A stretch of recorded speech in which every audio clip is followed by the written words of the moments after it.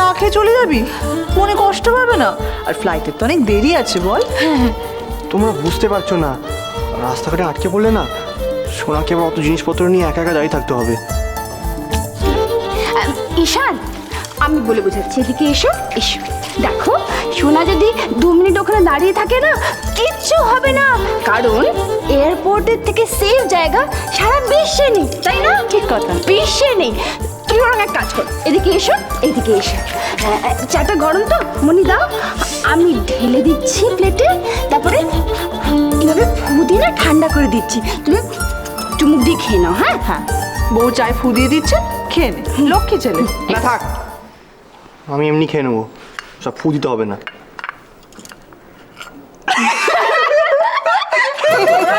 কি করছিস বলতো? বিস্কুট পড়ে যাচ্ছে, চা পড়ে যাচ্ছে। থাক থাক, খুব ওই চা খেতে হবে না, কিন্তু শোন, ওখানে পৌঁছে কিছু খেয়ে নিস। হ্যাঁ, যা, সাবধানে যা। হ্যাঁ হ্যাঁ হ্যাঁ, সাবধানে যেও। হ্যাঁ, তোমার শোনা যদি আবার তোমায় কামড়ে দেয়।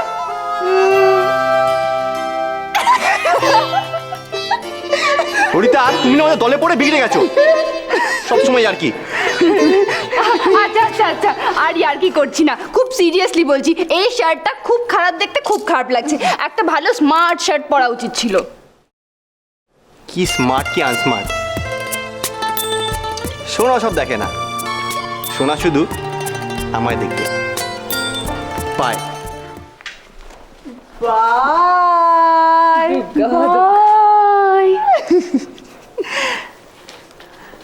ঈশানের সোনা ঈশানের শার্ট দেখবে না, শুধুমাত্র ঈশানকেই দেখবে। কি বুঝলি ললিতা? বুঝলাম, ব্যাপারটা ইন্টারেস্টিং। Very interesting.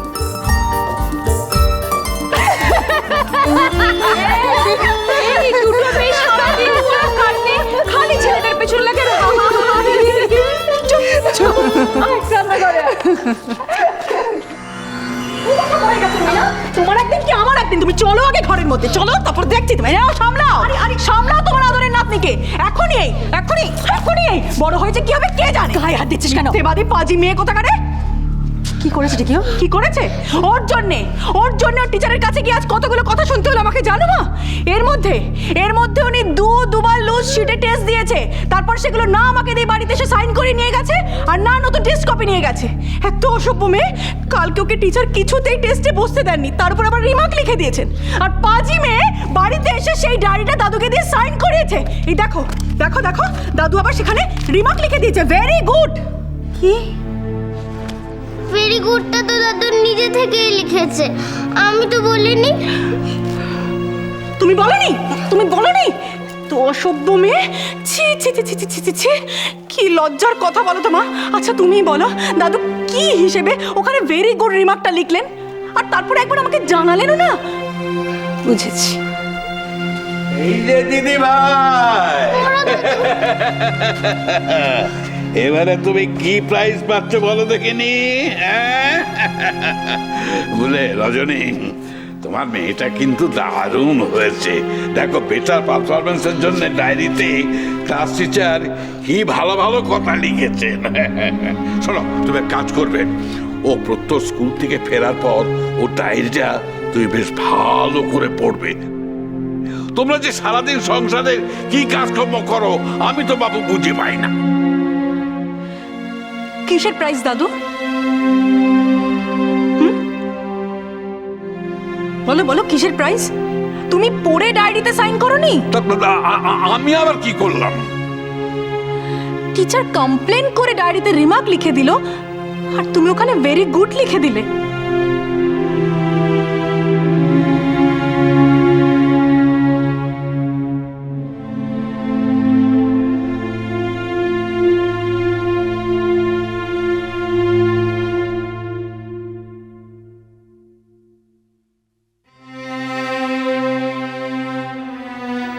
পড়তে পারলে তো পড়বেন।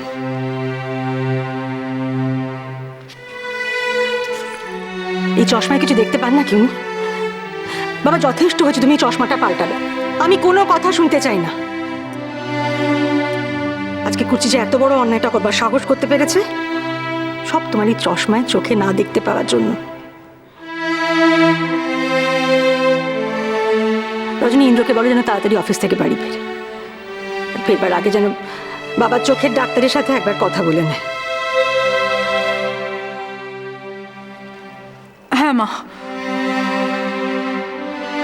চলো তুমি ভেতরে চলো।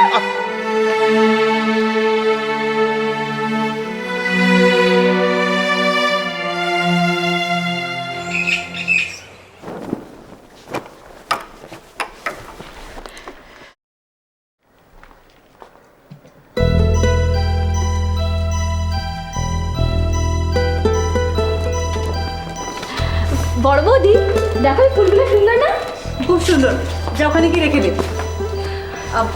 ললিতা, তুই এসে গেছিস, ভালোই হয়েছে। শোন আমি সব দেখে নে ঠিকঠাক আছে কিনা। হ্যাঁ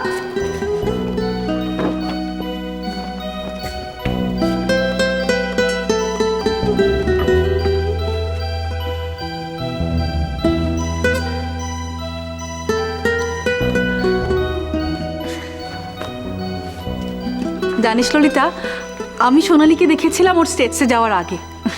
এখন ওখান থেকে কতটা বদলে আসছে জানি না বাবা।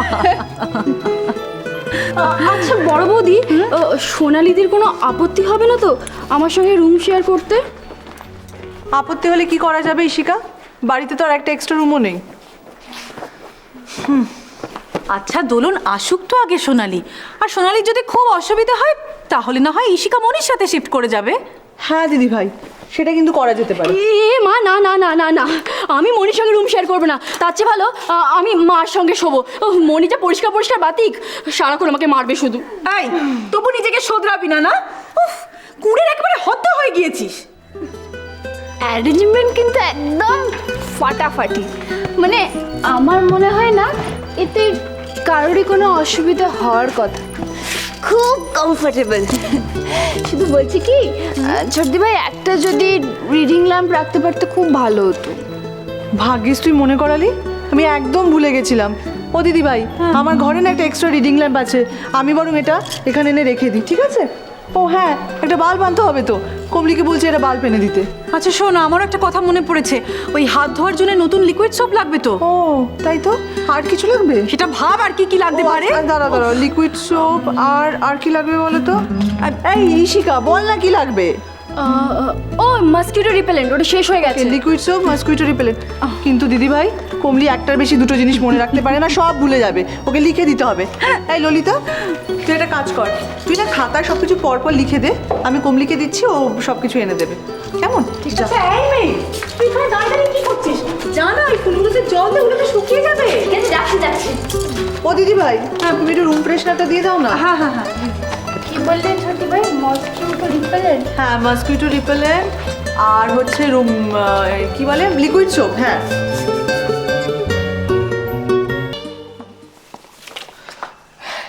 এই ঈশান এয়ারপোর্ট গেছে? হ্যাঁ, ও তো কখন বেরিয়ে গেছে, ও এতক্ষণে ফ্লাইট আসারও সময় হয়ে গেছে। এই এই এক মিনিট, সঙ্গে কি ললিতাও গেছে? না না, ললিতা যায়নি। আচ্ছা। এই জানো তো ইমন, আমার না খুব ভয় করছে। কেন? এই ঈশানটা দিনরাত এখন শুধু সোনা সোনা বলে সব কিছু মাথায় করছে, আমার নিজেরই কান পচে গেল শুনতে শুনতে। ললিতা আবার কখন বাস্ট না করে। আরে বাস্ট করবে কেন? কী সব বাজে বাজে কথা বলছো তুমি সত্যি। আরে ঈশান আর সোনালি ছোটোবেলাকার খুব ভালো বন্ধু। হ্যাঁ, আর তাছাড়া ললিতাও তো খুব একটা হিংসুটে নয়। আচ্ছা, ঈশান আর সোনালি যদি এতই ভালো বন্ধু, তাহলে দুজনে বিয়ে করলো না কেন? আমরা ঈশানের জন্য কত কষ্ট করে পাত্রী সন্ধান করে নিয়ে এলাম, কেন হলো সেটা? এইটা কিন্তু একটা গুড আর ভ্যালিড কোয়েশ্চেন।